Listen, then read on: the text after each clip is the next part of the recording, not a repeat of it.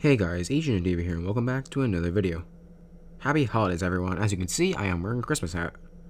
It's literally the best time of the year and I had a bunch of ideas for videos this year. But I eventually came up with this one, the ultimate Christmas review, where I'll be reviewing a bunch of various Christmas specials and movies of all types of media. This will include Western animation, kids shows, adult shows, holiday classics, crappy ripoffs, and of course anime. This video took me a while to plan out and to create, so I hope you all enjoy. But with that out of the way, let's begin the ultimate Christmas review. The first special I'll be reviewing will be Merry Christmas Mordecai from Regular Show. This episode begins with Mordecai and Rigby going to a Christmas party, but two of Mordecai's lovers will be there. This show is notorious for its awkward love triangles, as I've said in other videos, and it being Christmas doesn't help that. Basically, it takes a long time for Mordecai to understand his feelings, which is fine, but really, some of the things he does is just plain dumb. And that's the part of Regular Show I really dislike. And when the both of them are in the same room, with that good old mistletoe, you know there's gonna be trouble. So after they talk, Mordecai ruins it again. And CJ storms out of the house, pun not intended, and as he tries to get his phone to message CJ, Mordecai finds out Margaret is going to be staying in town for a while. There's more to the story, but that is out of the scope of the episode, and I don't want to make this video longer than it already is. But for that, this episode is okay. It's awkward, or I guess Mordecai's awkward. It makes Mordecai more confusing than he already is, which is okay. The next special I will be reviewing will be 11 Louds a-Leapin' from Loud House. There's many reasons that I enjoy this special. Firstly, it's cool to see the family's tradition for Christmas. A lot of specials do poorly for me because they don't touch on the unique traditions that come from families on holidays. After seeing theirs makes me love it more. Not to mention seeing all the Loud's ways was pretty great. Lola trying to be good, Lori's present problem, Lincoln just trying to enjoy the snow. It's really great. So after finding out that Mr. Grouse won't be able to spend time with his family for Christmas, and seeing the Louds really made him upset, and Lincoln saw that. So, to show that their appreciation, and to continue the story, the Louds and the Clydes, in the script I wrote Clyde's not his last name. What is his last name? Okay, moving on. They all pitch in and they sing a song that Luna was spending the entire episode making, as well as they buy him a bus ticket to go visit his family. There are two reasons I love this scene. One is it's heartwarming. I mean, helping their neighbor during this hard time, it was really heartwarming to watch. And the second reason is this is the episode where, after season 1, their family's faces were revealed. Which isn't the biggest of deals, but it was nice to finally see their faces and give them more expression. Overall, I really enjoyed this special. On to the next review. Next, we got everyone's favorite Elf. I mean, it's Elf. How can I possibly criticize this beloved Christmas film? Well, I guess I'm that guy. I don't dislike this 2003 Christmas classic. Elf's a fun movie, it's a comedy, that's the whole point. I'm just confused on why it's considered the best Christmas movie. Is its original story? Possibly. Something about Elf just doesn't stick to me. It's not bad, it's just not my cup of tea. But even so, the actors are fantastic, the backgrounds are interesting. I also love how Buddy interacts with the world around him. Like when he eats the gum or he eats random syrup and spaghetti. He's like an innocent little kid and I find that humorous. And it's Elf, that's all. It's good, but a little overrated. The next episode I will be reviewing is A Cold Death from Primal. Now, I haven't talked about Primal in this on my channel yet. I have been wanting to, and I also want to be watching the most recent episodes. But Primal is it's on Adult Swim, so it is considered an adult show, and it's about a caveman and a dinosaur who are obviously in the prehistoric times, and they're just trying to survive. It's a really, really interesting show. It was created by the same people who made, or the same creator who created Dexter's Laboratory and Samurai Jack. The animation is beautiful, the colors are beautiful, and just the show is beautiful. I love the backgrounds, it is fantastic, but not going off of that. Just know that the show has no talking, it's just mainly sound and music, because obviously there was no language back then, so it makes sense. It's a really good show. Highly recommend it. But A Cool Death follows the team basically during a snowstorm, or I guess the Ice Age, you can kind of say. But basically, there's these woolly mammoths, and they accidentally kill one. Well, not accidentally, but you know what I mean. So what happens is they have to fight a whole pack of them. It was really intense, and the reason I chose this for this review, and I know it's not Christmas, but it is winter related, so I could include it. And again, I just wanted to include Primal because it's a really good and underrated show. The scenes are fantastic. Sure, there's a decent amount of gore, but when you're killing real animals, that's just what you're gonna see. I love Primal. Highly recommend the show. The next episode I will be reviewing is Christmas Every Day from Fairly Odd Parents. So, as the title implies, this episode is about Timmy wishing that Christmas was obviously every day. I had mixed feelings about this. I don't want to get too into it because I don't really want to. But yeah, I just thought it was just a weird episode. I mean, it was good, don't get me wrong. I like Fairly Odd Parents, at least the first 4 seasons. But it's like, okay, you have Christmas Every Day. Cool. Like, there's 2 episodes actually that are Christmas related. I think this was the first one, and there's another one, but it's just like like it just seems weird to me. Like, Timmy, like, he has Fairly Odd Parents. He doesn't really need Christmas, if you know what I mean. So it's just weird how they force, like, I get it for the special obviously, but it feels like it was forced. Like, the best Christmas special I would suggest watching is the live action one. That one was pretty decent. I liked watching it. I'd rather watch that than this, is what I'm trying to say. And just seeing the other holiday, it just felt random to me. I don't know. Again, I'm not saying it's bad. It's just not my cup of tea. As the same thing with Elf.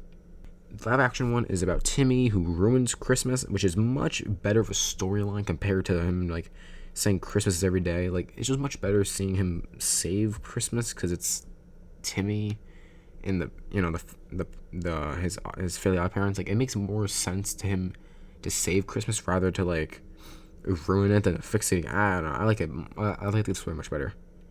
The next this one's a movie. The next movie I'll be reviewing is Claws on Netflix. This movie surprised me. When I first saw it, I was like, okay, this was really good. This was a good movie. Basically, just the main plot, because it is a movie. I don't want to get too into it. Claws is about a mailman who is sent to an island with a few families who are part of a feud. And he is enforced by his father, who owns a postal service, to distribute 6,000 letters in a course of a year. But the issue here was that, again, there was a feud, and there wasn't a need to sell, or not sell. There wasn't a need to give out letters. So the mailman, his idea was to invent this thing, to invent Christmas, and obviously it wasn't just like, he didn't just think of, oh, let's make Christmas. It was built up. Like, the idea was built up, which was one thing I did like about the movie. And he basically met this guy named Claus, who was he was big, and he was a woodsman who created a lot of toys. I think you can see where I'm going with this. Claus helped him to make toys, which then he was sent letters to by kids of the families of the feud, and they'd be given toys. Eventually, the story brought on. It became a once-a-year thing because, guess what? He couldn't make toys every day. And it just eventually ended up being how Christmas was created. And I like that. Like, there's no Christian, like, crappy, fake Bible stories. It was all just, hey, this guy wanted to make a business, and hey, look, he did. It was scummy, but hey, he did it. In the end, though, he realizes, hey, he likes what he's doing. He wants to create a family. He falls in love with this girl who was a teacher, and they live happily ever after. Unfortunately, Claus does, spoiler alert, I mean, it's obviously a spoiler, but he does pass away at the end. That was actually pretty sad. Like, I wasn't crying over it, but it was pretty depressing. Like, when he said, oh, I'll meet you there, wife, or whatever her name was. It was touching. And one thing about Claus I do like was the animation. It was good. Like, it was a 2D animated movie, but it did look 3D, which if you haven't watched this documentary, please, I highly recommend go watching it. It was actually really good. But basically, just using shadow and light tricking, it made it look like it was 3D when in reality it was 2D. If you don't know, this movie was created by the same people who made Despicable Me. So please watch this movie on Netflix. It is really good. It's a really good Christmas movie. Highly recommend it. Boy, oh boy, my favorite. The next movie I'll be reviewing is Magic Gift of the Snowman. This is obviously a Frosty the Snowman ripoff, and it's about this boy who is trying to give his sister this confidence to live. Yeah, that's the plot. Basically, he tells her this story about a snowman who needs their help to help save the princess from getting her smile taken away. It was weird, but whatever. It was just weird. So basically, the girl, she had a again, this is hard to explain, but basically she had a disease where she couldn't walk, and basically it was Christmas time and she was like dying literally in bed. So in order to live, the brother decided to make a fictional snowman to try to give her confidence to continue living. And he told her the story, blah blah blah. This was really bland. But at the end, she was able to walk, and then she found like a snow globe with a snowman inside, which was just magic, whatever. But it was just weird. Like, again, I'm not a doctor, but are you able, if you are not able to walk, are you just suddenly able to walk one day randomly? Or is it just like flipping 90s flipping magic crap that you're able just to magically start walking again? That was weird. That caught me off guard. Also, the animation was really bad. Like, if you're gonna be a reboot, at least have good animation. Like, the colors would randomly change sometimes. Like, it should be like a very pale white to a flippin' darker white than her flippin' brother. Like, it was so weird. It's the 90s, sure, but come on, you could have done something better. But it's a ripoff. What are you gonna do, man? Alright, so the next episode I'll be reviewing is Christmas and Girlfriend from Friend or Girlfriend. So if you don't follow me on Twitter, which quick plug-in, you probably should because I'm that epic. But basically, Friend or Girlfriend is an anime about a guy named Kazuya who is dealing with love trauma from his ex broke up with him, and he gets a rent-a-girlfriend, which is an online site that you can rent out girlfriends to flex in your friends. I don't know the purpose. Who knows? It's for dumb idiots. And basically, for a bunch of money, you can rent them out for a bit.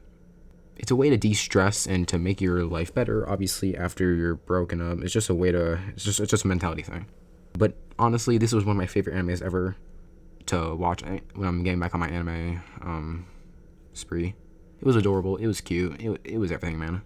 Anyway, the Christmas special was honestly really good. It was the 9th episode in the series, so they're the main character and the rent-a-girlfriend, which is basically the main character as well, their relationship was growing. And basically, Kazuya saw her going out with some other guy, and he was just curious on why it was happening.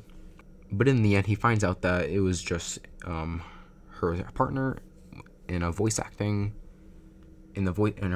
job, which relieved him, but also made him depressed because obviously stalking someone's pretty weird. But Mizuhara does forgive him and does give him a phone case for her phone that she accidentally cracked. So it was a really heartwarming scene. And again, I love this anime. I'm biased, but man, it was great, man. And yeah, it's Christmas time anime. I mean, what else are you gonna ask for, man? Alright, so the next episode I will be reviewing is Arthur's Merry Christmas from Arthur. So I've dabbled a little bit in the kids shows category of animation. I know it's kids shows. I get it, but and Arthur is the one exception of really good. Not good, I wouldn't say, but it's very influential cartoons.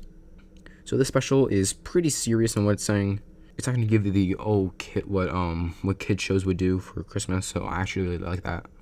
But yeah, it deals with Arthur, obviously dealing with Christmas with his family and his other friends, which I actually do like, because some of his friends celebrate Kwanzaa, some celebrate Hanukkah, some celebrate other holidays, so it's actually really interesting to see. It's not like a classic. It's not something I would watch all the time, but hey, it's heartwarming. It's heartwarming, and you gotta love him, man. It's Arthur. You can't hate Arthur. It's Arthur. This episode, it was pretty good. In the end, it was heartwarming. It was good. You can't really complain.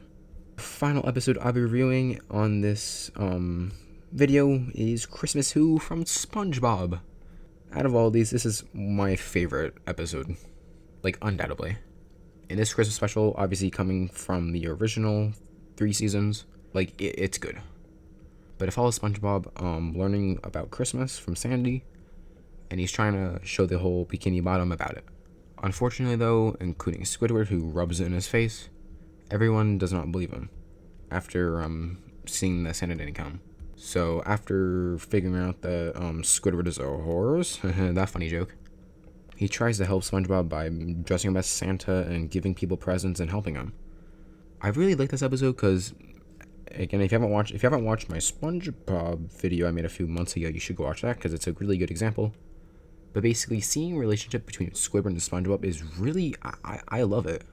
Like, I don't know about it. Their bond together, it's really influential. It makes SpongeBob. And just seeing Squidward go this extra step to help SpongeBob, it's really heartwarming.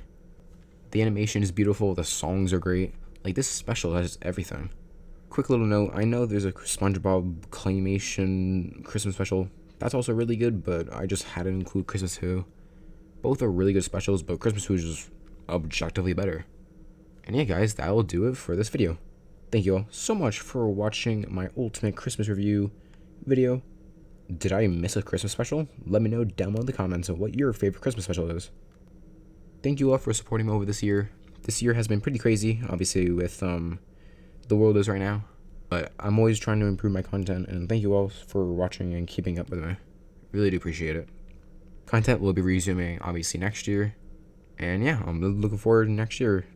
Have a great rest of your day, and I'll see you in the next video. Peace.